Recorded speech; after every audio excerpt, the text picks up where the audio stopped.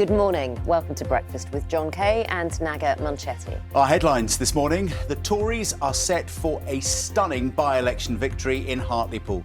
The seat has been a Labour stronghold for more than 50 years. We're going to have the result in the next few minutes.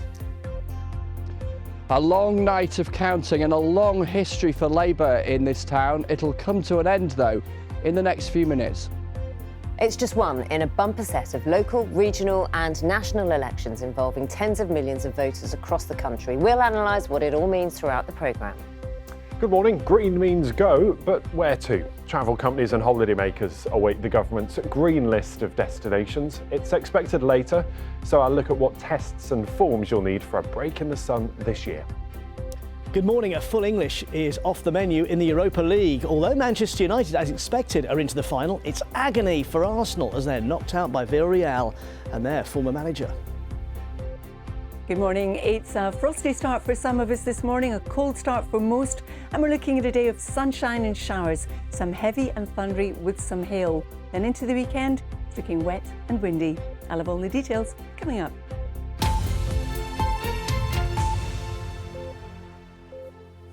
Good morning, everybody. Friday, the 7th of May, and a big political story this morning ahead of a very big political weekend, because any minute now, the result of the Hartlepool by-election is going to be announced, with the Conservatives now confident of a stunning victory. This is the scene inside the Millhouse Leisure Centre in Hartlepool, where those final votes are being counted, and a declaration any second.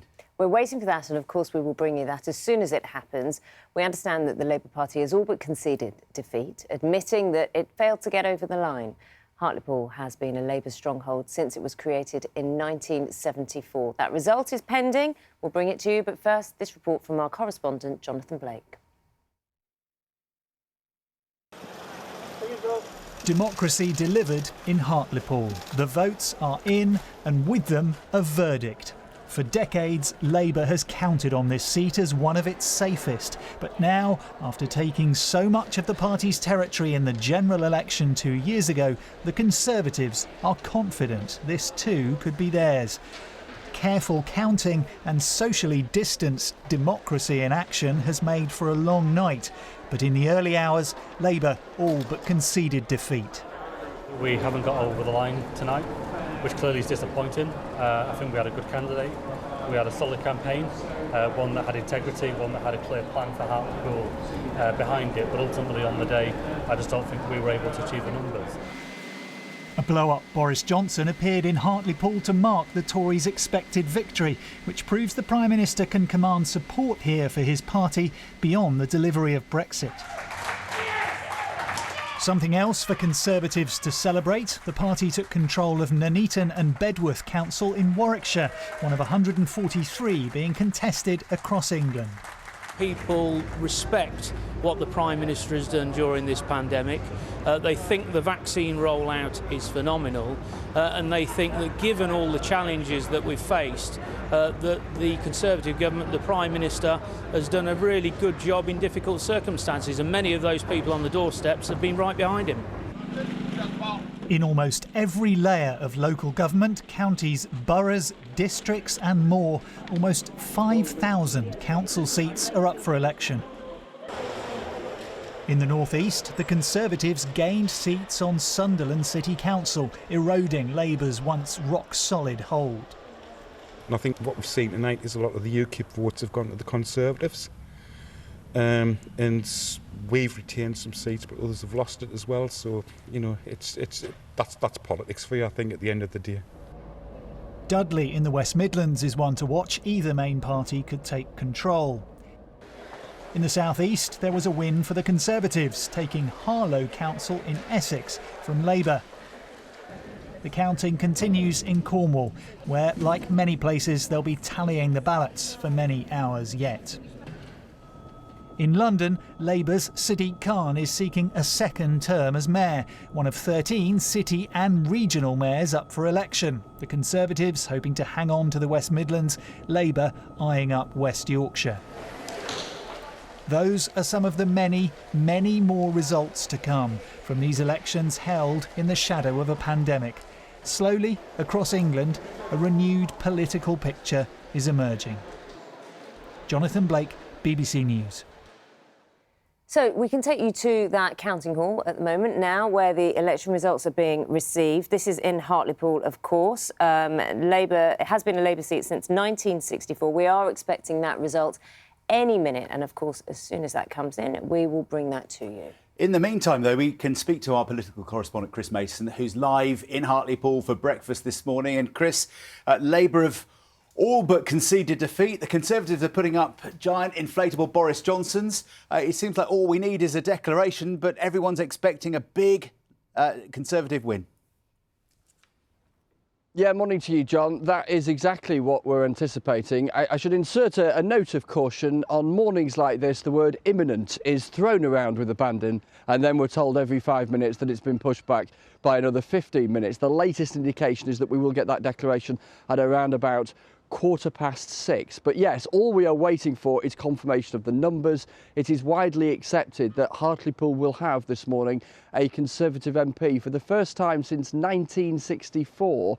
Back then, you could buy a house in the UK on average for £3,000. Beatlemania was sweeping America. What a long time this town has had a Labour MP, and yet it's another block in that so-called red wall that has been bulldozed out by Boris Johnson and will leave some very, very awkward questions for Sir Keir Starmer, because he took over from Jeremy Corbyn, saying he was inheriting a party that had fallen to its lowest general election performance since 1935, and yet this result suggests they hadn't yet hit rock bottom back in 2019. Now, there'll be some within the party, within Labour, who will point out that the Brexit party performed particularly well here at the last general election. They've all but vanished in a rebranding exercise since then, and it didn't require that many Brexit party voters to shift over to the Conservatives to push the Conservatives over the top. Nonetheless, when you're explaining, you're losing sometimes in politics, and for Labour, and this seat at least, it's going to be a very tricky explaining job to do. Obviously, we're all waking up to Hartlepool this morning, and it's difficult, isn't it, to read too much into a by-election result alone. But this is just the starter, isn't it? Ahead of a really busy political weekend, we could be in a very different place by Monday morning. Yeah, that's right. I mean, this is a buffet of election results, John, that we're going to get all across the weekend. This is just the very first one. They'll be tumbling towards us at a rate of knots throughout today and tomorrow and Sunday. And yes, this is just one by-election result. It doesn't change the maths at Westminster, but it will contribute to changing the mood. Now, Labour will hope in other parts of Great Britain, as the results come in, that there might be better results for them. The mayoral race, perhaps in the west of England, the mayoral race in West Yorkshire. If they can point to some gains chalked up alongside a defeat in Hartlepool, perhaps by Monday morning when the new MP for this town arrives in Westminster, things might seem for them not quite as negative as they're likely to in the next couple of hours. But crucially, it will still be hard in a Westminster sense, given that this is a Westminster context, for Sir Keir Starmer to point to any sense of progress. Because it's one thing saying a year or so into your leadership you're all about rebuilding, when the results, particularly as far as Westminster seats are concerned, suggest the opposite. It can create a mood where some within the party will wonder, is it ever realistically possible in one term for Sir Keir Starmer to climb what he describes as a mountain and try and overhaul a Conservative majority and become Prime Minister at the next election, which of course could be just a couple of years away. By contrast, the Conservatives will be absolutely jubilant. They've had these bumpy headlines, haven't they, for the last couple of weeks, with all of the allegations of what critics describe as sleaze and all of the questions around lobbying, for instance. They've consistently said that as much as that created attention and noise at Westminster, it wasn't something lots of people outside Westminster were particularly fussed by. They will use this result as evidence that they were right in that judgment.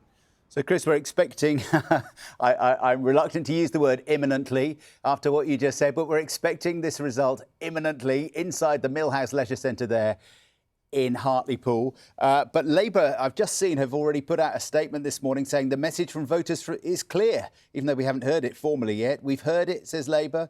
We understand things. We are listening. We will redouble our efforts. I mean, is Keir Starmer in personal trouble as leader if this loss comes for Labour as we expect?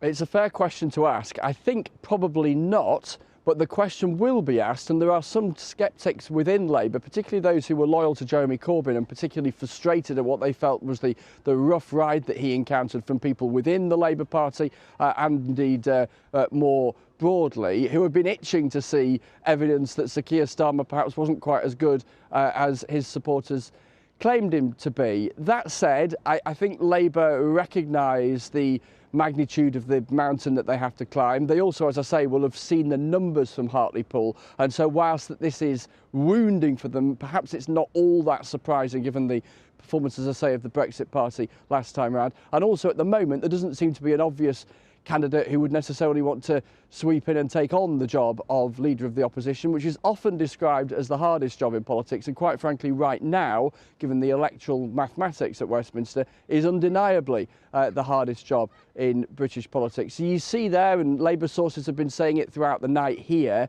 that yes, it was tough, this was a tough campaign. Conservatives have been pretty buoyant about their likely performance here for the last couple of weeks, sufficiently buoyant, as you say, that they've now inflated this giant Boris Johnson outside the Count Centre just down the road. And instead, Labour starting this process of rebuilding with this rhetoric about redoubling their efforts. They know they've got to at least redouble them, retreble them if that was a word, because that's the scale of the electoral challenge that they face. This kind of seat are seats that normally would not even register on a general election night as being remotely interesting, because political strategists on all sides would chalk them up as a guaranteed Labour seat, in the same way that there are seats that are always associated with the Conservatives. And yet here today, joining all of those other seats in the north of England and the English Midlands, falling the way of the Conservatives for the first time in a generation. Chris Mason, we will be back with you imminently, I promise. Or as imminently as we believe. There we go, inside the hall. The votes counted in this unusual COVID time by tellers with masks on and blinds on. But yeah, we think the counting's done. It's just a matter of amassing the candidates and their agents and getting them up on the stage for the declaration. Interesting as well, you know, Chris saying that not often you would be focusing somewhere like Hartlepool, but obviously this is all about the swing to the Conservatives. Also reports as well, we'll be keeping an eye on Nuneaton and Harlow as well. Early results indicating some big swings as well to the Conservatives from Labour. So we will keep you up to date. And as John said, big, next few days, big political weekend for us to keep on top of. Time now is 13 minutes past 6. Other news to bring you. Public health officials say a version of the Indian variant of coronavirus found in the UK should be designated a variant of concern. Yeah, more than 500 cases have now been detected across England, with the highest levels in London and the northwest. It appears to have been spreading more quickly than other variants, but there is no evidence, apparently, that it is resistant to vaccines. The second of 2 Royal Navy ships sent to Jersey to keep watch over 60 French fishing boats will return to port this morning. The French had gathered outside the harbour at St Helier yesterday in protest over Brexit fishing rights, but fears of a blockade didn't materialise. Jersey's government says it's committed to working constructively with the European Commission to resolve the issue. At least 25 people, including a police officer, have been killed in a shootout with drug traffickers in Brazil. Violence erupted there during a police operation in a favela in one of the poorest neighbourhoods in Rio de Janeiro. An arsenal of automatic weapons and drugs was seized during those raids.